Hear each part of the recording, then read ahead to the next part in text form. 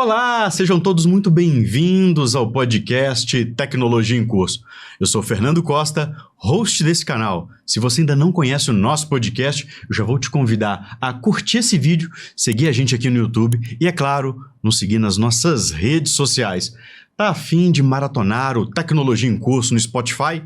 Corre lá e segue a gente. E se você é apaixonado com tecnologia e futebol, este é o seu podcast.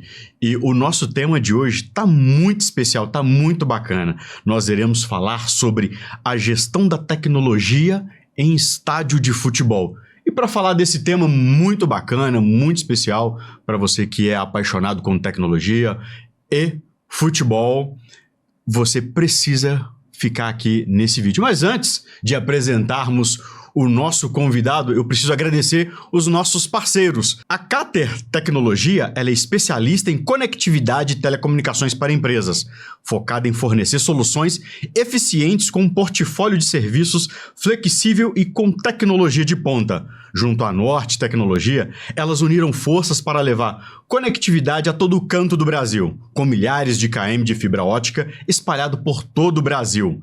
É a escolha certa para a empresa que busca soluções completas em telecomunicação. Se conecte com a Cater e a Norte Tecnologia e impulsione os seus negócios. Nós temos também a Norte Tecnologia. A Norte, ela está pronta para entender os seus desafios de dados, infraestrutura e internet, atuando lado a lado aos ISPs e às operadoras, proporcionando uma experiência sólida e a expansão da telecomunicação no Brasil. Não há limites para a conexão quando há conhecimento do negócio, tecnologia e inovação.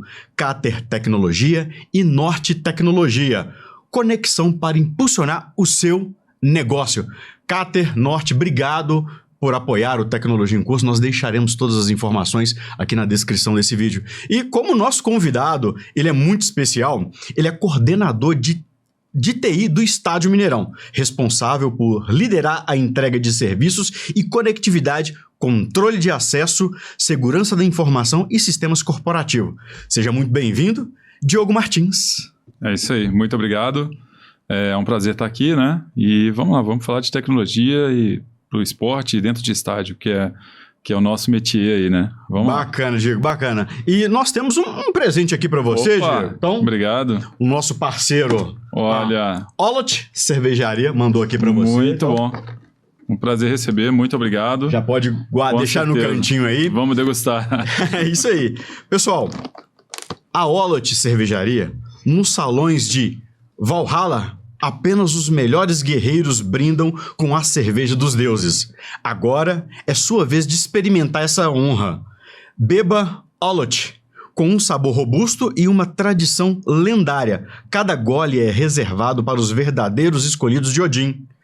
Erga seu copo e celebre como um guerreiro de Valhalla. Quer saber mais? Quem que é a Olot Cervejaria? Nós vamos deixar aqui toda a descrição aqui para você fazer aí um contato. Quer presentear um amigo, tá querendo fazer um happy hour aí com os amigos ali depois do trabalho? Olot Cervejaria é a melhor solução. Cerveja, tecnologia e futebol. Beleza? Diegão, cara, mais uma vez, obrigado, tá? Eu que agradeço. Por estar aqui conosco, falar um pouquinho da sua história de vida, a sua trajetória, a sua experiência. Mas antes de entrarmos no papo técnico, eu queria saber quem que é você? Fale um pouquinho aí, quem é o Diego, suas origens, por favor. Muito bom. Primeiramente, muito obrigado. É um prazer estar aqui, prazeraço. Fernando, a gente já se fala aí há algum tempo, né, Fernando? E tá nessa luta aí, levar tecnologia e, enfim, falar de futebol é uma delícia, né? Bom, o Diego é um menino muito humilde que veio aí de origens comuns, né, que a gente já conhece, pobre, né, e tinha um sonho, né, um sonho de ser aí bem-sucedido no que faz, gostar do que faz, e eu fui galgando isso, fui buscando sempre isso, batalhando muito, muito forte, né, e me descobri na área de tecnologia, na área de infraestrutura principalmente, e me apaixonei por isso e, obviamente, com o futebol aqui brasileiro, que não gosta de futebol, né? E poder unir essas duas paixões é extremamente satisfatório, né, para qualquer um de nós. E para mim não foi diferente. Então, hoje eu faço o que eu gosto, o que eu amo e com todo o prazer do mundo. Então, acho que esse é o principal recado para quem está na área de tecnologia, né, Fernando? E consegue fazer o que gosta. Porque tem muita gente que às vezes está ali, faz o arroz com feijão mais ou menos. Não, a gente faz o que gosta, graças a Deus. E é isso que eu tento passar para todo mundo. Então, eu sou esse cara que tenta, às vezes, puxar a turma que às vezes está ali um pouco desanimada, que está ali, não, eu quero fazer algo, mas não consigo, vamos tirar esse pessoal da zona de conforto também. E eu busco dar esses exemplos assim. Eu acho que vale a pena. Que bacana, Diego, que bacana. Eu quero entender como que a tecnologia entrou na sua vida. Como que foi isso, cara? Cara, eu já gostava de tecnologia, né? Eu tô falando disso final dos anos 90, início dos anos 2000. Então Cuidado que você vai acabar revelando a sua idade, hein? Pois é. Eu tinha 2 anos de idade, na verdade. Não, brincadeira. Mas assim, quando eu me propus a estudar na área de tecnologia, obviamente fui para o ensino técnico, eu queria me especializar rápido, eu queria começar a trabalhar rápido. E dali eu falei, cara, é isso que eu quero. E aí fui para a faculdade, né, me formei, inicialmente fui para um curso de sistemas de informação, falei, poxa, bacana, tal, vamos ver, é isso que eu quero. E aí eu vi, opa, peraí, eu quero a área de telecomunicações, que é uma paixão que eu tinha, né, já fiz estágio em grandes operadoras e tal, e ali cara, isso aqui me pertence. E aí abandonei o curso e fui fazer engenharia de telecom, e aí me deliciei, me formei ali. E, enfim, aí eu comecei a entrar um pouco mais na área, com um pouco mais de bagagem, né? E comecei a ser destacado em alguns projetos. Aí, aos 23 anos, já fui morar fora do estado, já fui para o Nordeste, desbravar a área de tecnologia por lá. Fiquei por lá 7 anos, voltei para BH e aí comecei a ter um processo diferente na minha vida, na área de gestão, e daí para frente, projetos e projetos, liderança de times multidisciplinares, projetos complexos, até aparecer eventos esportivos na minha vida. E aí a situação muda um pouco. Tá, eu gostaria de entender, você mencionou que teve outras vivências, claro, formado em engenharia de telecom. Isso.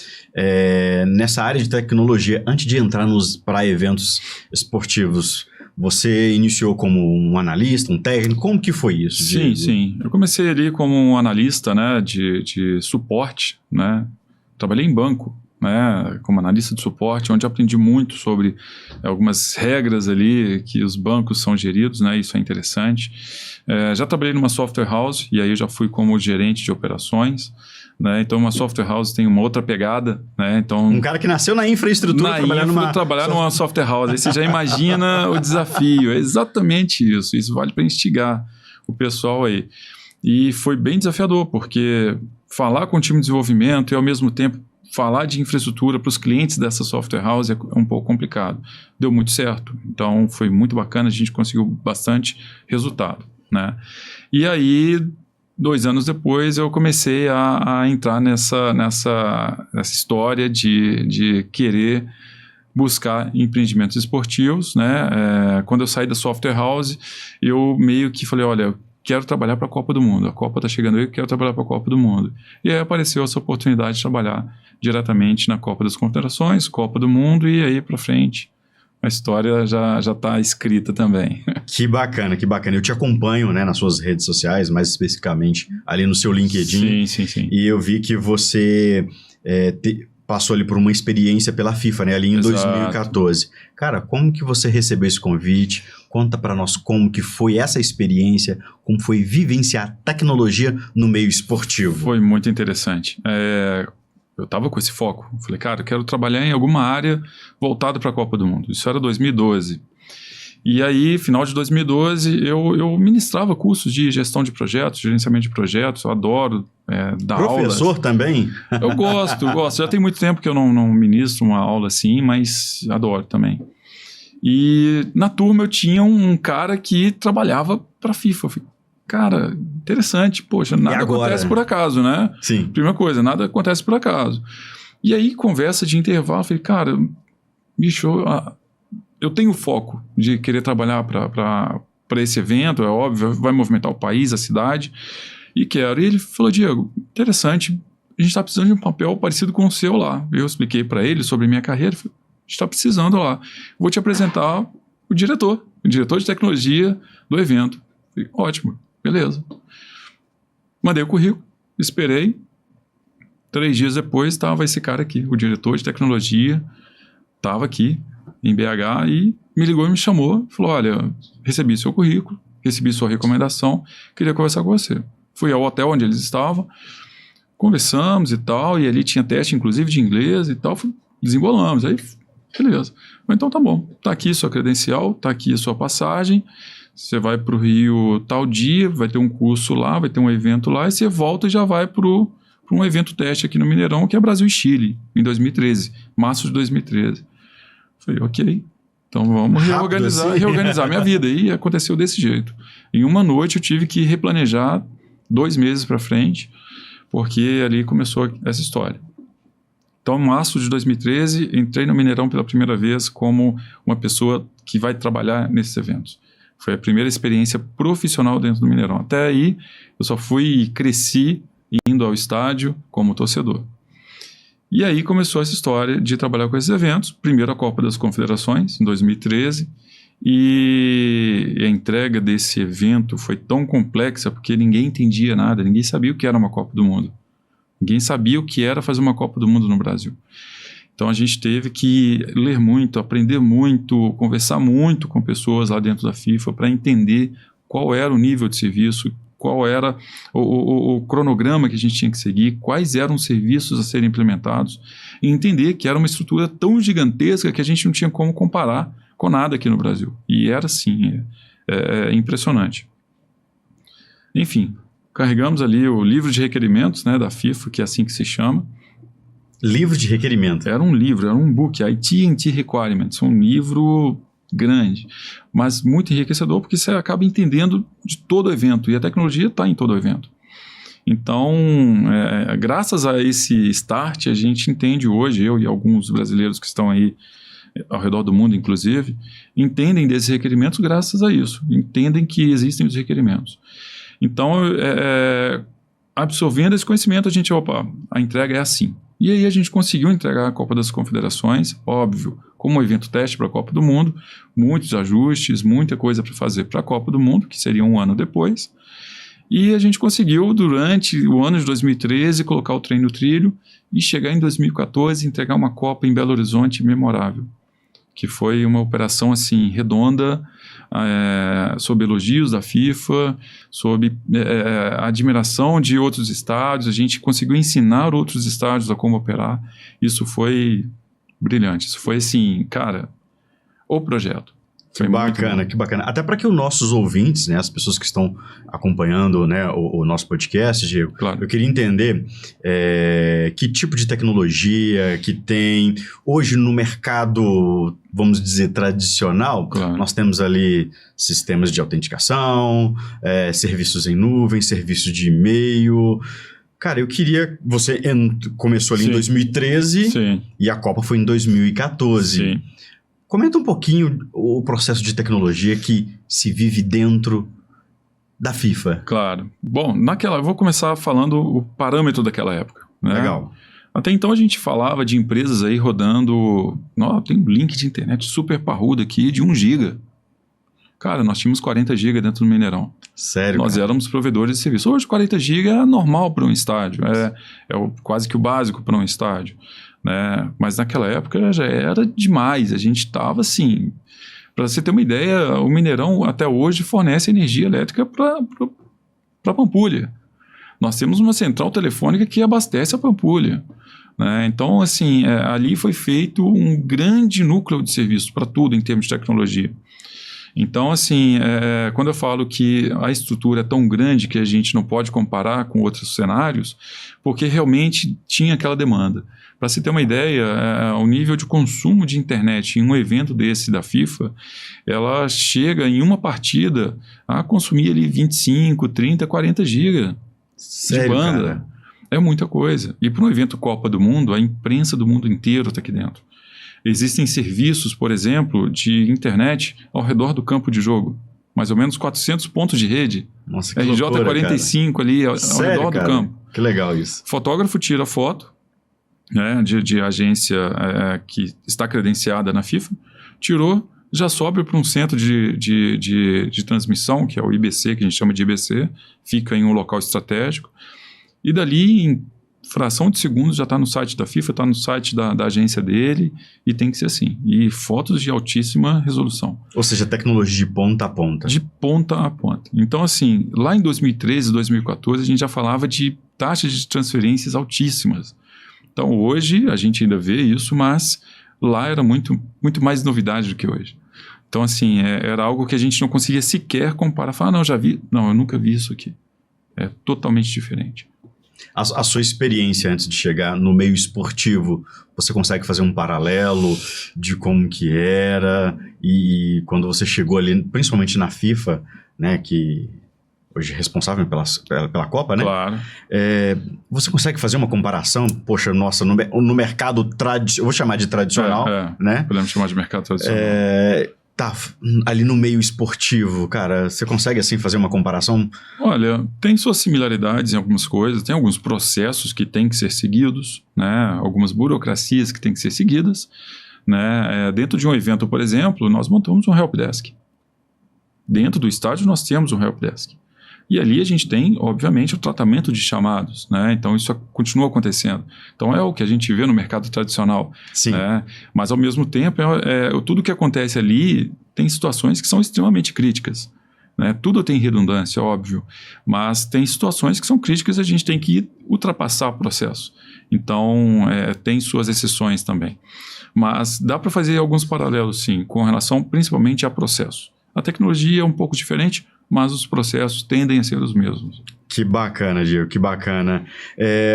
Após a sua vivência ali na Copa, né, você mencionou que o serviço foi entregue com qualidade, com sucesso. Sim. E seguindo aqui o nosso bate-papo, você também postou isso no seu LinkedIn, Rio 2016. Como é que foi isso, cara? Cara, aí eu comecei a descobrir que um evento te credencia a se postular outro, né? Por quê? Porque são níveis de serviços parecidos, né? Uma coisa é a Copa do Mundo, outra coisa é a Olimpíada, Jogos Olímpicos, mas a questão de gestão de serviço ela é muito parecida, né? A tecnologia é parecida. Mudam algumas questões. Por exemplo, numa Copa do Mundo nós tivemos 12 estádios. Em Jogos Olímpicos nós temos 36 arenas de competição.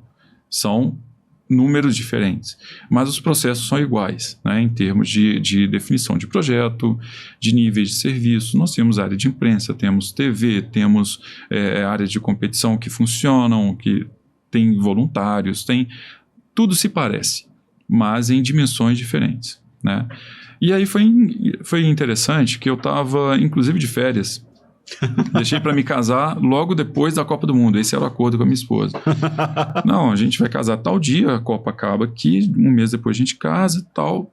Fizemos assim. Agora vamos sair de férias. De férias, aí o Comitê Rio 2016 me liga: Diego, olha, recebi recomendação, seu currículo está aqui comigo, quer vir? Eu falei, quero. Então tá, amanhã aqui no Rio? Eu falei, cara, eu tô em Maceió. Você vai ter que vir amanhã. Interrompemos as férias e fui. Cara, como que você negociou isso com a esposa? Olha, então, eu preciso trabalhar, tem 2 anos de trabalho para os Jogos Olímpicos. Vamos, então partimos. Super compreensiva. Não, isso aí eu não posso reclamar. E para quem está na área de tecnologia, a gente sabe que as coisas acontecem muito rápido, mas a parceria é tudo. Então, se não tiver uma parceria nesse momento, não dá certo. Que bacana. E aí foi rápido assim, né? E me apresentei, né? Vamos lá, tô aqui, vamos lá. E peguei uma fase muito importante que era a fase de projeto, literalmente projetos. Tá? Eu tive 2 momentos no Rio 2016. A parte de projeto na área de telecomunicações, então eu mergulhei na minha área, na minha expertise, para projetar todo o sistema de transmissão de TV dentro dos jogos. Que bacana. Tá? Então, uma das minhas responsabilidades era obter o sinal oficial de TV da transmissora oficial e fazer esse sinal se replicar nas arenas e se replicar a partir de um centro de transmissão, que é o mesmo IBC, né, que a gente chama de IBC. Então, e aí alimentar esse tipo de sinal para as áreas de competição, para as áreas que aí tinha uma área nova, a área de resultados de competições, que é uma equipe muito especializada, que são os juízes, né, que fazem o scout, fazem a avaliação, que dão nota para o ginasta, enfim, eles precisam desse feed de TV. E aí eu desenhei essa solução como projetista, desenhei a solução com os requerimentos, eu apresentei os requerimentos baseado nas premissas, né, de cada área, e aí eu consegui entregar o projeto. Aí chegou em 2015, final de 2015, eu falei, olha, agora é o momento a gente planejar a operação. Então vamos planejar a operação. Olha, eu quero ir para a minha cidade, quero ir para Belo Horizonte, que lá nós vamos ter competições de futebol no Estádio Mineirão. E lá eu já conheço a arena, já conheço tudo, e eu quero entender como são os Jogos Olímpicos, como é o futebol nos Jogos Olímpicos. Ok, tive todo o apoio, assumi o Mineirão, Fonte Nova e também a Arena Amazonas, né? Então, peguei 3 estádios ao mesmo tempo. E a Arena Corinthians, que eu já tinha pego como responsabilidade na Copa do Mundo, até um parêntese aí, além do Mineirão, eu também fui responsável por parte da infraestrutura da Arena Corinthians. Que legal, cara. Então, foi um desafio bem bacana. Na época da Copa, só para voltar um pouquinho aí, assim que a gente terminou a Copa das Confederações, o Mineirão já estava entregue. O Mineirão já é um estádio testado, inclusive, né, para a Copa do Mundo. E a Arena Corinthians estava em obra. Então, eu fui para o canteiro de obra. Ficava uma semana aqui em Belo Horizonte, 3 semanas em São Paulo, para ficar dedicado ao projeto, para entregar todos os requerimentos lá, fibra ótica, salas técnicas, data centers, conversar com a operadora, falar de tribuna de imprensa, estrutura da tribuna, centro de transmissão de TV, tudo em obra, tudo acontecendo ao mesmo tempo.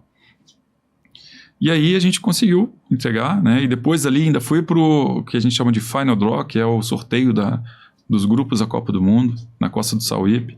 Lá também é a mesma coisa, trabalhar na implementação, na operação, né? 15 dias imerso ali, entregando aquilo. Aí depois eu voltei para BH e aí segue a Copa do Mundo. Voltando às Olimpíadas, aconteceu algo parecido. Eu falei, olha, vou para BH. E aí me deram mais dois estádios, que é a Arena Fonte Nova, a Arena Amazonas, mas a Arena Corinthians estava ali, mas já estava bem entregue. Bem encaminhado. Bem encaminhado. E aí rodei um pouquinho, né, nessa fase de pré-operação, para a gente ajustar todos os requisitos nessas arenas. E aí voltei e fiquei em Belo Horizonte para a operação das Olimpíadas. E aí, cara, entrega das Olimpíadas. E a gente já sabia, o time que operou em outras áreas também eram quase os mesmos, então a sinergia ali das entregas foi muito boa e mais uma vez a gente entregou um projeto bem bacana. Que bacana. O que me deixa curioso nessa sua fala, Diego, é com relação você acabou de falar, equipe. Cara, eu queria entender quantas pessoas, assim, mais ou menos dentro da equipe tem ali? Eu sei que tem pessoa para sustentação, você mencionou de helpdesk, especialistas em rede, as próprias pessoas de telecom. Sim. Cara, como é que seria, como que é um time desse, cara? Cara, é fantástico. É fantástico em 2 sentidos. Tecnicamente, ali você faz muito amigo. Você faz... Cara, ali você encontra cada tipo de profissional que você fala assim, cara, que espetacular. Te faz estar mais apaixonado ainda. Vou te explicar o porquê. Na Copa do Mundo eu tinha 28 voluntários. Então tem voluntários também dentro da tecnologia? O programa de voluntários dentro de um evento FIFA, por exemplo, ele é super valorizado no sentido de um reconhecimento que a FIFA tem em cima desse papel que é impressionante. A pessoa simplesmente se torna voluntária, ela vai trabalhar de graça, né, pelo prazer de estar participando daquele evento. Cara, eu tinha engenheiros, eu tinha gerentes, eu tinha diretores de empresa como voluntários. Cara, a expertise que eu tinha na minha equipe era uma coisa inacreditável. Por isso que você mencionou, uma equipe multidisciplinar. Multidisciplinar. E assim, cada um com a sua entrega. E todos entendendo que a gente tem uma liderança. Eu estava ali para liderar o time. Eu tinha total confiança neles e até hoje tenho. Até hoje vários deles me acompanham, eu acompanho eles. E a ideia foi, vamos entregar isso aqui da melhor forma. E nosso time foi redondo, nosso time foi perfeito. Tinha um helpdesk, tinha os analistas, aí eu tinha uma equipe de analistas também, tinha um subgerente junto comigo, né, para entregar. Enfim, então tem toda uma questão hierárquica aí também. E nas Olimpíadas não foi diferente. Nas Olimpíadas eu tinha 22 colaboradores ali, diretos, né, entre eles funcionários e também voluntários, e também tinha os prestadores de serviço. Juntando tudo, daria umas 95 pessoas dentro do estádio falando de tecnologia. Cara, e aí a primeira coisa que eu fiz foi, vou formar minha equipe. Os voluntários da Copa do Mundo se candidataram voluntários nas Olimpíadas, e eu dei um jeito de puxá-los, óbvio, para o meu time. E assim foi. Grande parte deles foi para o meu time. E junto com outros fornecedores, e aí foi só tocar o barco e dar o show. Que bacana, Diego, que bacana. Você começou ali em 2013, nas Copas das Confederações. Depois de 2014 na Copa do Mundo. A gente acabou de falar aqui agora, Rio 2016. Você já iniciou ali com cargo de liderança? Como que foi isso? Já chegou como líder para poder formatar todo esse processo, é isso, né? Exato. Nesse caso, existe um papel chamado gerente de tecnologia da instalação, né? Venue Technology Manager, com um nome bonito, né? Um gerente de tecnologia para aquela arena, para aquele local de competição. Então, já vem com o cargo de gerente, né? Nas Olimpíadas, inclusive, quando eu me postulei, falei, olha, eu vou para minha área de telecom, aí eu fui um especialista em telecomunicações e depois eu vim a ser gerente. Mas foi um cargo estratégico porque eu queria participar da etapa de projeto.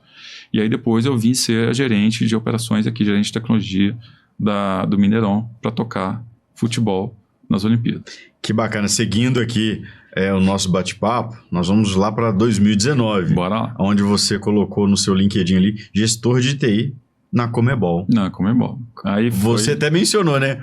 Um evento puxa o outro, né? Puxa o outro. 2013, 2014, 2016 e... Mas tem um antes aí. Ah, é? Tem um antes da Comebol que foi para os Jogos Olímpicos da Juventude na Argentina. Não, então, por favor. Você foi para a Argentina e você tem um projeto lá. Então, fica à vontade para poder contar um pouquinho dessa sua experiência lá, cara. Pois fica à vontade. Pós Jogos Olímpicos no Brasil, né, me chamaram e falaram, Diego, tem os Jogos Olímpicos da Juventude em Buenos Aires. Fui pesquisar um pouco o que são os Jogos Olímpicos da Juventude e tal, entendi. Cara, Jogos Olímpicos tradicionalíssimos, iguais aos que a gente tem em todas as cidades que a gente vê. E só que para jovens, de 16 a 18 anos. Ou seja, esses que estão nos Jogos Olímpicos da Juventude são os próximos medalhistas olímpicos que a gente acompanha, né? Legal. E foi um projeto muito bacana, com o mesmo nível de serviço de Jogos Olímpicos tradicionais. Foi um projeto de quanto tempo? Um ano, exatamente um ano. Então fui para lá em 2017, novembro de 2017, e retornei em novembro de 2018. O evento foi em outubro de 2018. Ficou um ano na Argentina. Um ano lá. Não, muito bacana, cara. Que lugar delicioso. É um país muito bacana. Buenos Aires é uma cidade linda, eu acho que todo mundo já sabe. Mas para morar é uma delícia. Tem seus problemas, como toda cidade, mas foi muito bom. E o evento lá não foi diferente, né? A mesma complexidade de entrega. Lá tinha um outro desafio que era de testar algumas coisas que seriam novidades nos Jogos Olímpicos. Por exemplo, a abertura dos Jogos fora de um estádio. A primeira edição foi lá. Então foi na principal avenida de Buenos Aires. Modalidades esportivas que estariam estreando em Jogos Olímpicos de Tóquio, né, 2 anos depois, foram testados lá, como escalada, como basquete 3x3 e breakdance. Que legal, cara. E, cara, são competições espetaculares. Você teve que formar a equipe lá no local? Sim. Conseguiu levar alguém do Brasil para lá? Como é que foi isso? Não, tive que formar a equipe lá. Eu tinha a minha equipe lá, né? E além disso, eu assumi parte desse que a gente chamava de parque, né? Eu assumi o parque que a gente chamou de Urban Park, que é o parque urbano de esportes urbanos, né? Escalada, BMX, dança, basquete 3x3, enfim. E depois eu fui para o IBC, aí como gerente de tecnologia do IBC, que é o Centro de Transmissão. Então, ali eu tinha a responsabilidade de agregar todos os sinais que chegavam de todas as arenas de competição e fazer isso ir para o mundo, né? Então, é um desafio bacana.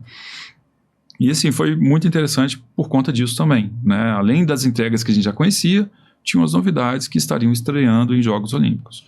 Que bacana, Diego, que bacana. Antes de entrarmos aí nessa sua experiência na Conmebol em 2019, aí já tem uma dúvida minha, que talvez pode ser também dos nossos ouvintes, em termos de tecnologia ali na Argentina, ou outro país que você visitou, fazendo um paralelo com o Brasil. Qual que é a sua visão, cara? Cara, assim, a gente tem essa visão de que a Argentina estava com dificuldade. Na ocasião, estava iniciando essa crise gigantesca que a Argentina está. Né? Agora está saindo, né? Agora parece que está melhorando um pouco. Mas, assim, em termos de tecnologia, as empresas que estão ali são tão fortes quanto estão aqui no Brasil. Então, nós tínhamos uma Oracle por trás do evento. Nós tínhamos a Claro por trás do evento. Então, nós tínhamos toda uma infraestrutura tão forte, tão capaz quanto a gente tem aqui. Ah, legal isso. Então, você imagina ter que construir, lá nós construímos 48 data centers. Sério, cara? Porque cada arena de competição tem que ter 2 data centers. No mínimo, isso, né? Cara, que legal isso. Então, tudo tem redundância, a gente tem que lembrar sempre disso. Em jogos, em eventos desse tipo, tudo tem redundância. Então, você imagina ter que fazer isso e tem que ter uma boa estrutura por trás. Cara, aí terminou o evento, aí a infraestrutura fica ali para rodar a operação do estádio, seria isso? Em alguns casos, principalmente em Jogos Olímpicos, existem muitas competições que ocorrem em infraestrutura temporária. Então, acaba se desmontando tudo depois, né? Mas onde tem eventos que são em estádios, aí sim, isso fica como que a gente chama de legado. Né? Então, fica como legado. Mas é um legado bom, né? Porque o legado da TI hoje que a gente usa no mercado tradicional não é muito legal. Aí, no caso, para evento esportivo é um legado bem interessante, né? É um legado muito interessante, muito interessante. Que legal. Conmebol 2019, como que o Diego chegou lá? Então, Conmebol, eu tinha acabado de chegar da Argentina, né? Me contactaram e falaram, olha, Diego, vem aqui, Conmebol, tal, a gente vai ter a Copa América no Brasil, tal, mas você tem que vir para o Rio. E eu estava no momento que eu falei assim, acho que não é o momento de ir para o Rio agora. Eu agradeci e tal, falei, obrigado, mas se surgir alguma oportunidade em Belo Horizonte, eu quero. BH também seria sede. E eu não é que eu não estava querendo sair, eu acho que o meu momento ali, eu não podia sair de perto da minha família. E aí aconteceu que 2 meses depois, não, Diego, tem a posição de gerente de novo no Mineirão. Perfeito, estou em casa. Então, bora lá. E aí eu tive a oportunidade de fazer o mesmo processo, né, reunir a minha equipe, né. Dessa vez não tínhamos voluntários, mas eu consegui contratar vários deles, né, para estar nessa operação e fazer o mesmo processo que a gente toca em eventos. Isso foi Conmebol 2019, Copa América. Legal. E como foi sua chegada no Mineirão, onde você atua hoje? Como foi sua chegada? Então, quando eu cheguei no Mineirão, eu estou no Mineirão, vou completar agora 2 anos, em março, né, como funcionário. E quando eu cheguei, todo mundo, funcionário novo, não sei o quê. Mas só que eu já conhecia 80% das pessoas. Então era assim, andando e cumprimentando, quanto tempo, e aí, por onde você andou? Já conhecia toda a estrutura, né, Diego? E já conheço, assim, eu posso falar, tento não ser arrogante, não é óbvio, mas eu conheço bem a infraestrutura que está ali dentro. Eu conheço bem as características de infra que estão ali dentro, os serviços que estão ali dentro. Isso é ótimo, para mim é uma satisfação, né? Conhecer tão bem o gigante da Pampulha, que a gente gosta tanto, né? E as pessoas que estão ali, e aí esse é um ponto super positivo do estádio também, a grande maioria das pessoas que estão ali estão desde a reforma, então tem 12 anos que estão lá. E isso só contribui com o sucesso que é o estádio hoje, né? Então, quando eu cheguei lá, foi esse boom. Não, funcionário novo. Para algumas pessoas, eu era funcionário novo. Mas você já conhece o Mineirão? Eu falei, cara, eu conheço tem 10 anos na época. Tem 10 anos que eu conheço. Então, eu vivi muito isso aqui. Você já sentia de casa, né? Já, isso aí foi excelente para minha chegada, assim. Que bacana, que bacana. Eu quero entender o que tem de tecnologia hoje dentro de um estádio de futebol.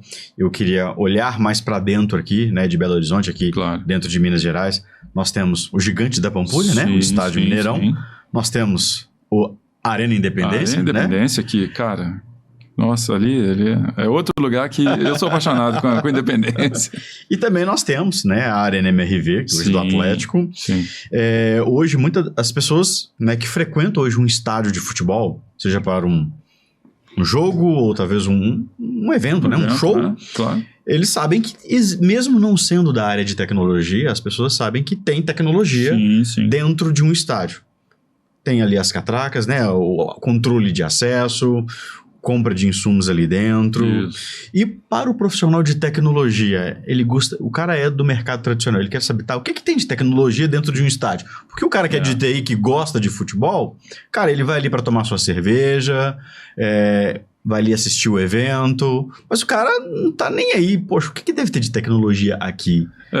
Conta pra nós, Diego, o que tem de tecnologia, cara? O torcedor, ele entrou do portão pra dentro, e aí? O que tem de tecnologia, cara? Eu tento explicar para quem é profissional de tecnologia da seguinte forma, que a gente, na área de tecnologia, né, a gente está acostumado a prestar serviço para o nosso usuário interno, né, e a gente não entende, às vezes não enxerga muito bem como esse serviço transparece para o cliente da nossa empresa, né. E quando a gente fala de tecnologia em estádio, isso meio que transpassa o fornecimento de serviço para a empresa, isso vai direto no cliente. Então eu estou falando de controle de acesso. Sem controle de acesso, como que a gente vai controlar quantas pessoas estão entrando na arena, né? E isso a gente toca não só em tecnologia, a gente está falando de segurança pública, né? Muitas vezes. A gente está falando de serviços de venda de insumos, de alimentos e bebidas. Quando a gente vê uma pessoa comprando um alimento, tomando ali sua bebida, uma cerveja, um refrigerante, cara, é um pedaço do resultado do nosso trabalho também. Sim. Né? Óbvio, tem 1 milhão de operações ali, mas um pedacinho do trabalho de tecnologia está ali também. Então, você acaba enxergando esse serviço. Então, quando a gente fala de tecnologia em estádio, a gente está falando diretamente na gestão de serviços.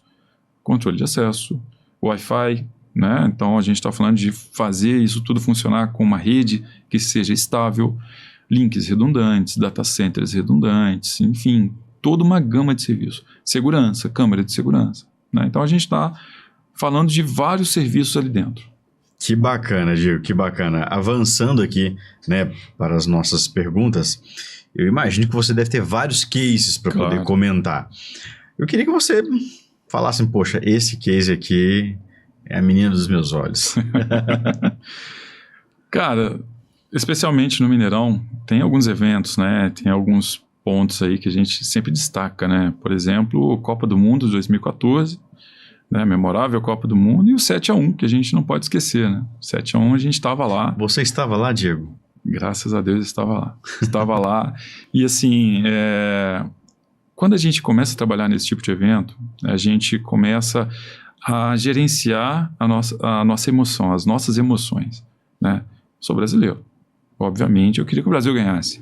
Mas eu não podia e nem conseguia transformar isso em torcida porque eu estava ali trabalhando. E também a nossa atenção, ela fica muito focada. Cara, eu estava ali no jogo do 7-1, eu estava 2 dias dormindo no estádio. Literalmente dormindo no estádio. Então eu tinha uma área de tecnologia e tal, salas de reunião, eu consegui fazer uma área de descanso para minha equipe e, cara, eu simplesmente falei com minha esposa, olha, eu tô indo pro estádio, não volto, a gente vai se falando, se eu conseguir chegar em casa e tal, mas depois do jogo eu volto, beleza. Dormi 2 dias no estádio. E 7-1 foi um jogo extremamente complexo em termos de tecnologia. O mundo inteiro estava olhando para o Mineirão. Então, a gente estava falando de uso de internet ao extremo, a gente fala de incidentes no número extremo, que obviamente a imprensa do mundo inteiro está aqui, o centro de mídia estava abarrotado de clientes, de imprensa, né? Enfim. Então, você tem um estresse um pouco maior. E a gente estava ali naquele jogo e falou assim, cara, a gente está todo mundo cansado, todo mundo está cansado. Então, a gente estava torcendo ali para que desse tudo certo, para que a gente conseguisse entregar. Era o nosso último sprint, né? E aí começou 1-0, 2-0, 3-0, 4-0. E o pessoal desesperava, aquela coisa toda. E aí fui dar um apoio na tribuna de imprensa e tal, que estava muito movimentado. E depois fui para o campo, né? Que tinha também operação atrás dos gols, como eu expliquei, pontos de rede atrás do campo, né? Em volta do campo. E nesse momento eu vi que estava tudo se inflamando, né? Então, a gente nunca viu aquilo. E a FIFA saiu do protocolo. Sério, cara? Falou, Diego, a parte do meu escopo também era gerenciar a parte de áudio e vídeo do estádio. Que legal isso. Como entrega de serviço da Copa do Mundo, né? E eu tinha o locutor, né? Que era parte da minha equipe. E eu tinha algumas pessoas de outras nacionalidades da minha equipe. E falou, Diego, a gente precisa escrever em alemão um anúncio que o announcer vai fazer, que o locutor vai fazer, em alemão, para que a torcida da Alemanha fique no estádio após o término da partida, por questões de segurança. E aí? Putz, tinha um alemão na minha equipe. Falou, peraí, você vai fazer esse comunicado, falando isso e tal. Manda o texto, eu vou aprovar com a FIFA, isso em 5 minutos, para fazer o anúncio. Beleza? Escrevemos lá, eu escrevi em inglês, mandei pro que a gente chama de General Coordinator, que é o cara que manda no evento dentro do estádio. Tá aprovado? Tá aprovado. Agora, cara, traduz isso aqui em alemão para mim e eu vou pedir para você anunciar. Beleza. Cara, em 5 minutos, todo esse planejamento foi executado. Vamos anunciar. Aí anunciaram, a torcida alemã entendeu, ninguém saiu, ninguém se moveu e ficaram ali por mais 1 hora. Depois do jogo. Mesmo? O brasileiro tava... Não, cara, a gente não sabia o que ia acontecer. Tinha um risco, não aconteceu nada, né? Não aconteceu briga em torno do estádio, não aconteceu nada. Acho que a gente estava tão perplexo que quem poderia fazer bagunça nem sabia o que ia fazer, né? Então, acho que até isso contribuiu, né, para esse sucesso.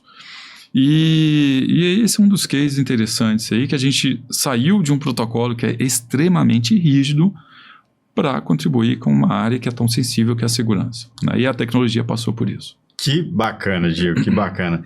Eu, prestando atenção na sua fala, você mencionou as suas ações, né, ali, trabalhando ali na operação, né, do evento. Eu também trabalho num clube, eu trabalho hoje num clube de futebol, e as pessoas sempre me param e perguntam, quando você vai ali no estádio, você consegue assistir uma partida? O pessoal acha que a gente está ali para assistir o evento. Claro, a gente consegue dar uma olhada, mas a gente está tão focado, a gente está tão concentrado no que a gente precisa entregar ali para que o evento aconteça, em termos de tecnologia. Então, como que você consegue fazer essa separação, cara? O Diego consegue... Não, peraí, deixa eu dar uma olhada aqui o que está acontecendo. A situação não tá boa não, viu? A situação tá favorável. E consegue também ficar de olho ali na sua operação. Como que você faz isso, cara? Você introduziu bem, né? Você entende, assim como eu, como é complexa a entrega durante uma partida de futebol, né?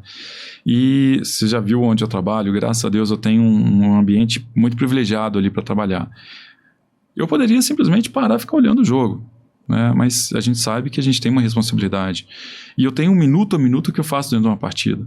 Então, às vezes eu olho para a televisão para ver como está o jogo e não consigo olhar para o lado para ver o campo como está o jogo. Que tem a visão ali. Exatamente. Privilegiada. Então, assim, é uma atenção concentrada que a gente tem tão alta. O nosso papel é tão importante, né, dentro do evento, para aquela mecânica ali, que a gente deixa essa emoção de lado, e tem que deixar mesmo nesse momento, né, para entregar. Quantas e quantas vezes eu já saí do estádio, do Mineirão, cheguei em casa, aí eu fui ver o jogo, fui rever o jogo. Né? Eu gosto de jogo, eu gosto de futebol, sou analista de desempenho também, né, como hobby, mas eu gosto de ver, adoro futebol. Então, assim, a gente não consegue ver mais um jogo de futebol, uma partida de futebol, como a gente via antes, né? Eu acho que você entende bem isso. Então, é isso aí. Que bacana, Diego. Você acabou de comentar aí que também se aventura ali como analista de desempenho. Engenheiro de telecom, o cara é da tecnologia, parte de som. Cara, e essa parte aí de análise de desempenho? Porque hoje os clubes de futebol têm esse departamento, os caras respiram tecnologia. Como é que você tá nisso aí, cara? Dá uma bala pra nós aí. Foi assim, por gostar tanto de futebol, surgiu essa ideia, né? E 2016, logo depois dos Jogos Olímpicos, né? Eu falei, olha, vou pesquisar. E a CBF Academy tinha acabado de falar, tem inscrição aberta pro curso agora em setembro. jogos tinham acabado em agosto, os jogos, né? Aí eu me inscrevi e fui. Falei, vamos ver, eu quero entender mais, quero aprender mais, quero entender o que isso me abre, né, de leque. Cara, foi um curso, assim, extremamente enriquecedor. Me formei com César Sampaio, com o filho do Tite, né, o Matheus, né, enfim. Então, tinham pessoas ali chaves que eu falei assim, cara, que legal, tô no caminho certo. E fiz esse curso, me formei, recebi meu certificado, fizemos algumas análises para a CBF. Para a Copa de 18, eles chamam esses analistas para fazerem estudos de possíveis adversários.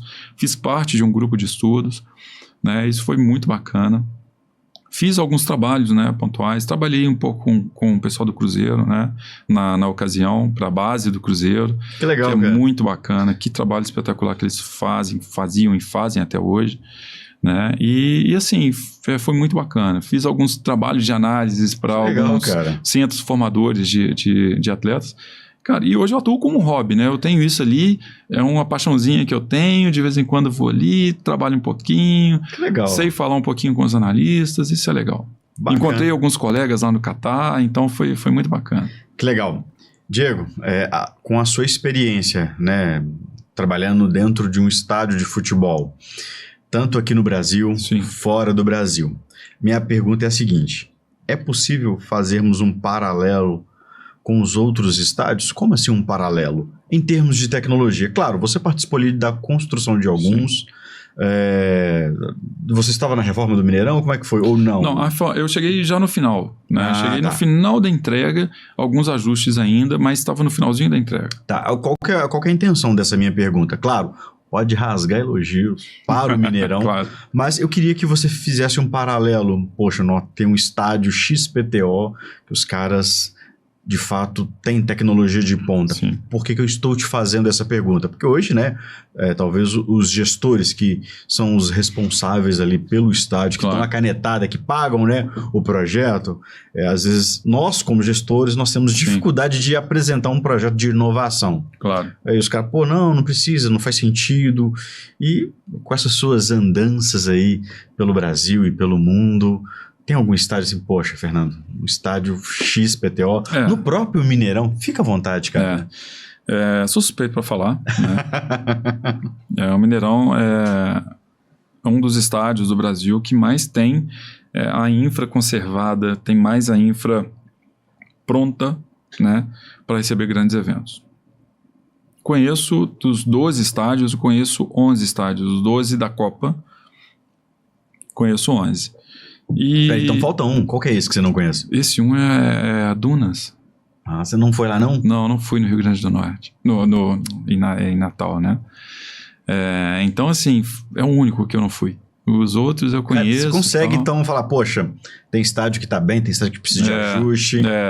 Então, assim, eu vejo como um conjunto, né, em parte de tecnologia, a parte de, literalmente, a infra, né, toda a parte de encaminhamento, como é a abordagem das operadoras, como são as salas técnicas, como são os data centers. No geral, são todos parecidos, o projeto é o mesmo. Né? Os 12 estádios têm o mesmo projeto, né? Uns e outros se diferenciam em alguns detalhes pós-Copa do Mundo. E para mim hoje o Mineirão está ali liderando esses estádios que mantêm a infra, né? E que tem um nível de conservação de infra, de evolução tecnológica que é incrível. A Arena Corinthians é uma arena super moderna também, está ali junto com o Mineirão, né? E tem também, obviamente, o Maracanã, né, que recebe grandes eventos também. Então esses três aí meio que lideram, aí depois vem o Beira-Rio, a própria Arena do Grêmio, que foi feita ali na época da Copa do Mundo, mas não participou do evento, né, assim como o Allianz Parque.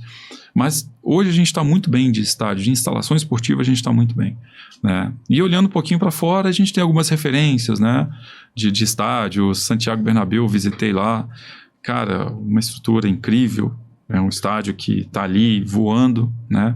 Então a gente quer chegar em vários sentidos no que acontece ali, né?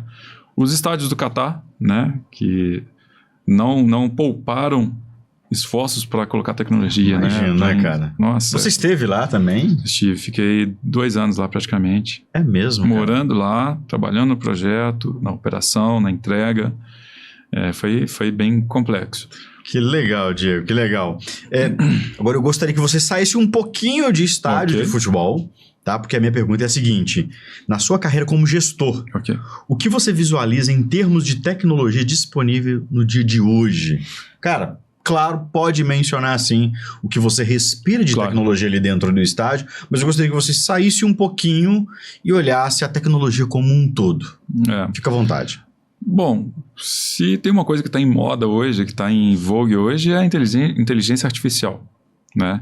Acho que isso é uma grande tendência, né?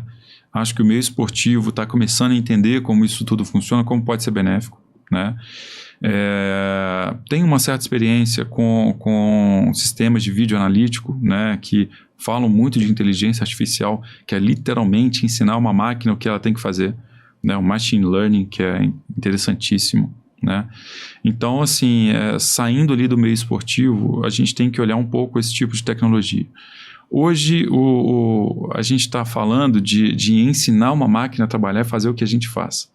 A gente ainda não consegue usar 10% do nosso cérebro. Imagina o que a gente não está conseguindo ainda utilizar disso tudo. A gente tem uma potência tecnológica agora nas mãos que a gente precisa começar a explorar isso daí. Não só na área esportiva, mas em todas as áreas que a gente imaginar. Então, saindo um pouco aí da área esportiva, eu consigo ver, no âmbito geral, que infraestrutura já é comum para tudo. A infraestrutura, eu acho que hoje não é problema para mais ninguém, né? Eu acho que a camada de serviço ali está hoje sendo mandatória no mundo de tecnologia.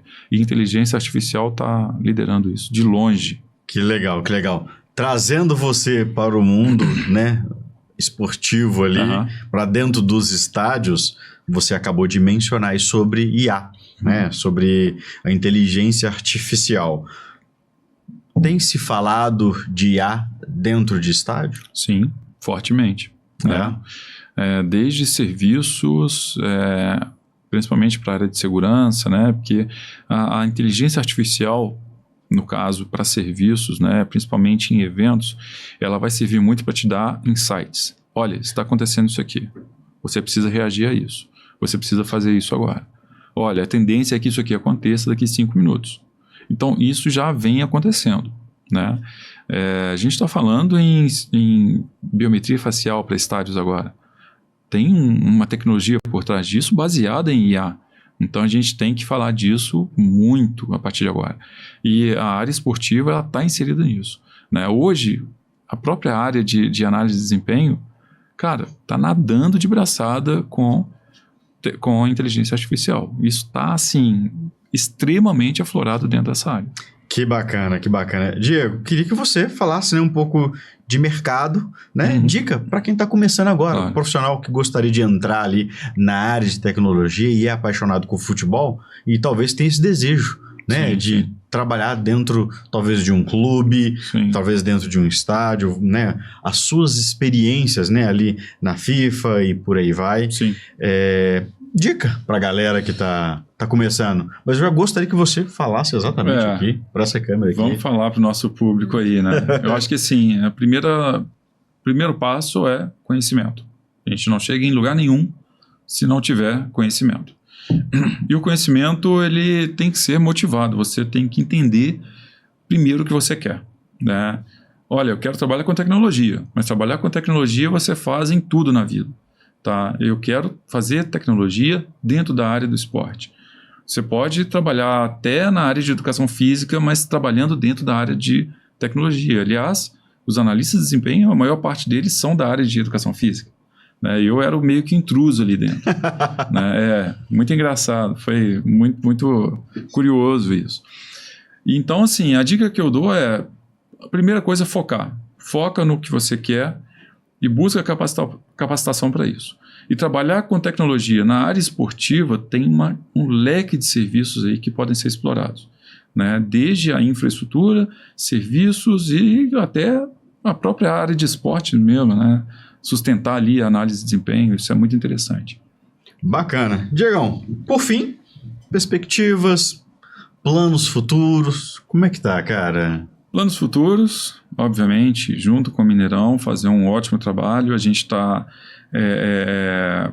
se candidatando aí, né, à cidade sede da Copa do Mundo de 2027, né, a FIFA está por anunciar, e vamos ver se tudo der certo, estiver ali na cartilha, a gente vai participar, vai dar tudo certo por mais uma entrega, mais um grande evento aqui no nosso país, né, e o Mineirão, como parte desse evento, vai fazer um ótimo trabalho.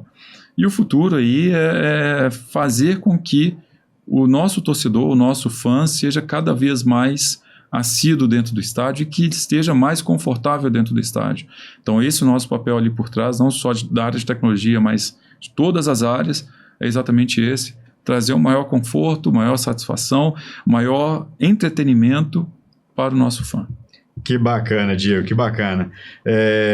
Gostaria, para fecharmos aí com chave de ouro, gostaria de agradecer alguém, mandar um recado para alguém. Queria xingar alguém. Não xingar não pode. Não pode xingar não, Diego. Se quiser mandar um recado para alguém, um abração aí para a esposa. Não, com certeza. A esposa não pode faltar, né? Então, meu agradecimento por todos esses anos, já sabe que é a paixão da minha vida, enfim.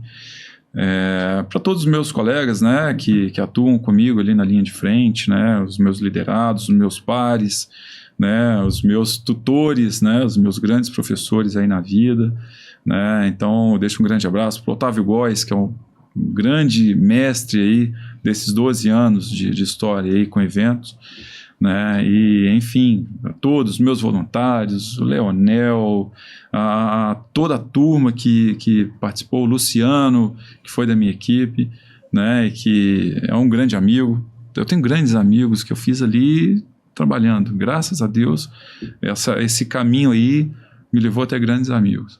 Então, assim, é isso, é um agradecimento e vamos para cima, vamos trabalhar junto e novos projetos vêm aí.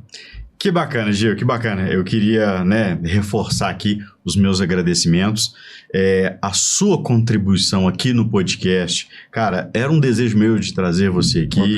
Eu venho te acompanhando, tive o prazer de conhecer ali um pouquinho, né, da sua rotina. Te agradeço por isso, tá? Um cara que eu respeito, um cara que eu admiro. Então, muito obrigado por compartilhar a sua experiência, né, a sua trajetória, as dificuldades, né, e tudo que você viveu aí dentro da tecnologia. Obrigado mesmo, Diego. Cara, eu que agradeço, a recíproca é totalmente verdadeira, te admiro demais e, cara, que espetacular esse podcast, né, parabéns. Eu estava ansioso para vir, né? A gente comentou, né, naquele encontro que a gente teve, vou te levar no podcast. Falei, poxa, que legal, que bacana, né? Então, agradeço muito, agradeço a equipe, né, do podcast. Espetacular, estou à disposição lá no estádio, né?